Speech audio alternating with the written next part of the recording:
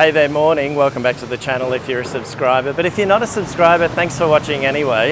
I hope you get to the end of this. My name's Matt. I've been living in Ho Chi Minh City for quite a while now, and when I get the chance, I like to get out and about and explore more off the beaten trail kinds of places in Ho Chi Minh City, perhaps places that other YouTubers don't really get to or don't know much about. So I hope you enjoy this one. Today I'm in District 5 and I'm going to go and have some brekkie. I've found a really nice pho place that I want to introduce you to.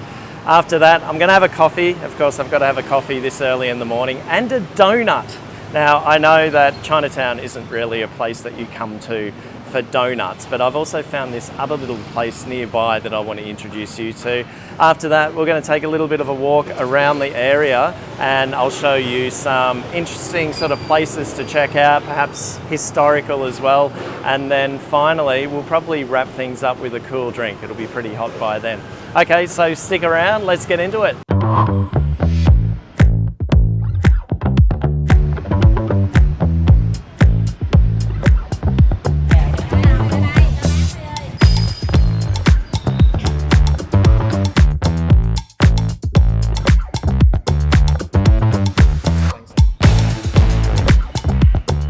Righto guys, I'm not going to pretend I'm Sunny from Best Ever Food Review Show or Mark Wiens and go into fine detail of what this is. This is a bowl of pho, in case you didn't know. Depending on the way you look at it, it's Vietnam's national dish. Anyway, the real star here is this lady. I've eaten here a bunch of times now, and each time she's been flat out serving the punters at the tables, but also making sure the deliveries get sent out on time. Her pho's great. She offers a number of varieties. I usually go for the nam, which is more like brisket, I think. But I'm partial to Thai as well, which is rare beef that's lightly cooked in the broth when served. Give it a try sometime. Bowls of pho here go for $40K. That's about $1.60 US. It's a steal, really, in an area where pho joints are few and far between. But perhaps the best thing I like about this place is that every time I've been here, I've struck up a conversation with the person sharing my table, just like this.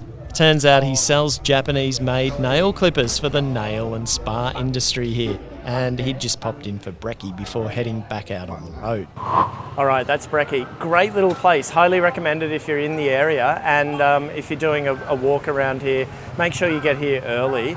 She gets really busy, and then as soon as she sells out, bam, she closes down. Yeah, highly recommend it. Now, let's go and get that coffee.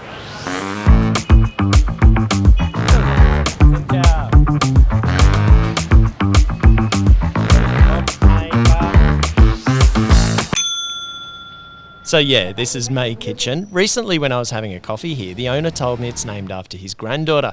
Good on you, Gramps. And as you can see, it's a popular place for the grannies to hang about as well and shoot the breeze. But that's not what we're here for today. We're here for a donut. Yep, a donut. Now, I hear what you're saying. You've just eaten a bowl of pho. Why would you want a donut? Well, firstly, I just wanted to show you this place because it's kind of rare in this neighbourhood. You don't see many cafes like this on a walk around.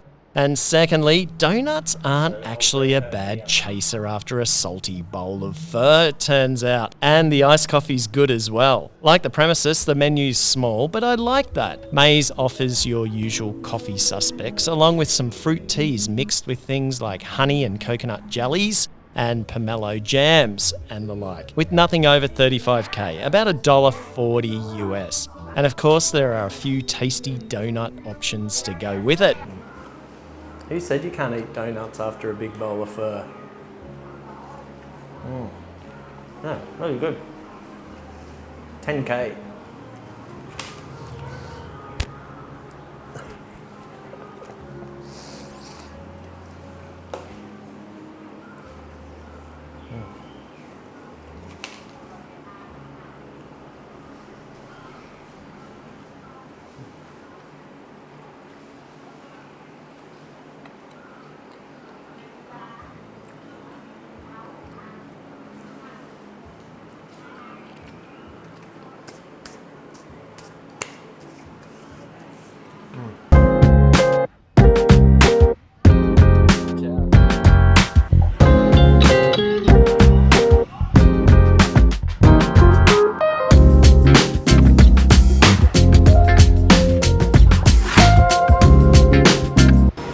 Ah, that smell of traditional Chinese medicine. You got to love that in the morning. It is everywhere. It's an amazing street, this one. If you're up for some Chinese tea, or Vietnamese tea for that matter, and traditional medicine, this is the street that you need to come down.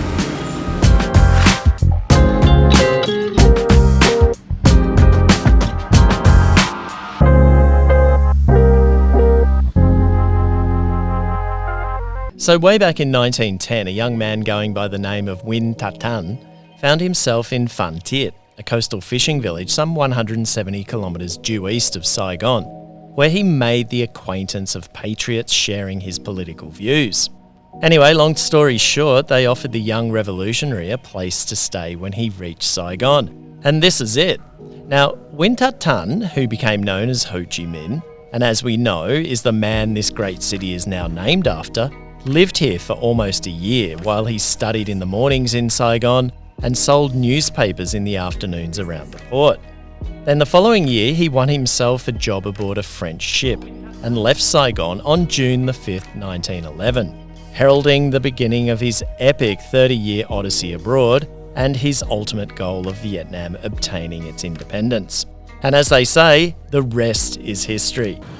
Really cool little place for people who are history buffs. You walk around Jolon. I believe it's the only house that Nguyen Tat Tan, or Ho Chi Minh as he became known as, lived in while he was in Saigon, and that was only for about 9 months or a year. It's in a little bit of an odd location. It's right on probably the busiest roundabout and street in District 5. But you got to remember that about 100 years ago there was a canal that ran through here. So most likely the place here behind me was actually on the canal bank, and which made it accessible to the boats that came up and supplied Jolon and also off into the Mekong. So yeah, well worth a look on your walk around.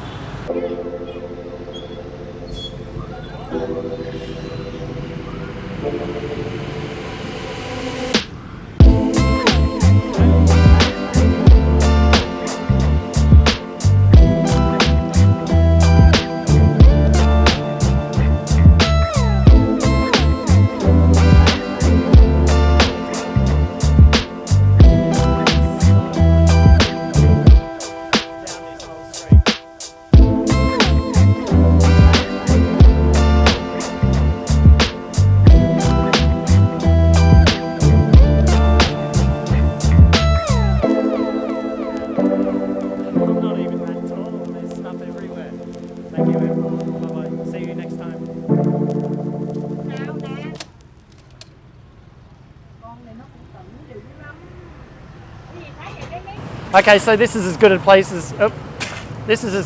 as any. I've sat in the shade with some lovely ladies, and I'm going to have a drink. Now, I just want to remind you that if you like some of the things that you've seen today on the walk around, I've actually got a full walk available. Thank you, Em. A full walk available. I'll just link it in the description. And it costs about $8 or something like that, and you can download it, and then when you come here you can follow that. Some of the places we've seen today are on that list, but there are about 50 places on the walk around. That's about a 10-kilometre walk. It's very easy to do. Ho Chi Minh City's flat, so you don't really need to do any training. If I can do it, you can do it too. All right. Oh, look at the size of that. Cheers.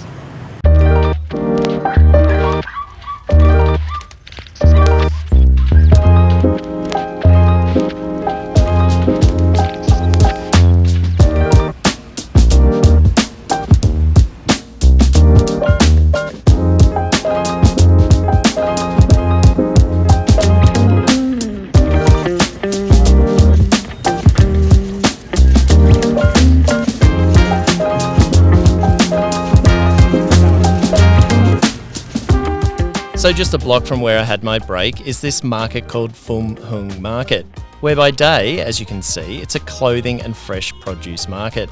And by night, it's one of Saigon's most famous street food markets that I don't think gets too much coverage on YouTube. Perhaps I'll come back one evening to show you around. The market is close to 100 years old and apparently emerged as a kind of meeting place for carts from nearby markets. So I guess you could say it was probably some kind of transport hub for delivery drivers, where they converged and stopped for something to eat and drink and spin a few yarns, and survives to this day, which is pretty cool, hey?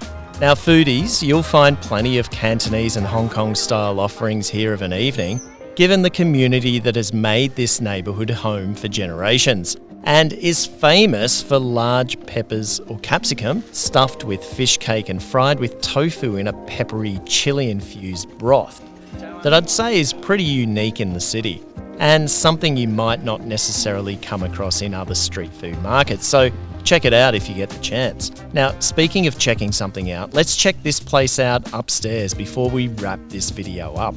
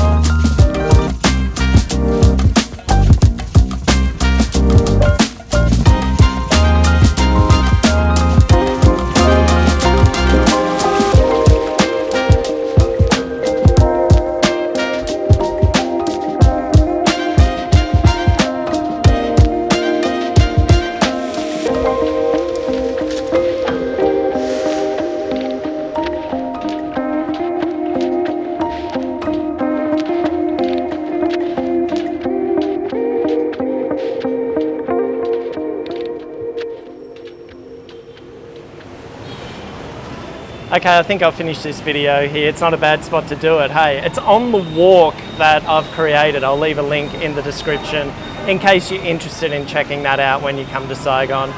The walk that I've created is really easy. It's only about 8 kilometers. It sounds a lot, but it's not really. Saigon and Jolon are really flat, so I seem to knock it over in about 4 hours or so, give or take. And include stopping to have a drink and trying out some of the food and chatting to the locals who are super friendly. They're going to want to get to know you if you do the walk. So yeah, I'll leave a link in the description. Okay, thanks for watching. Thanks for getting this far. Until the next one, take care and stay safe.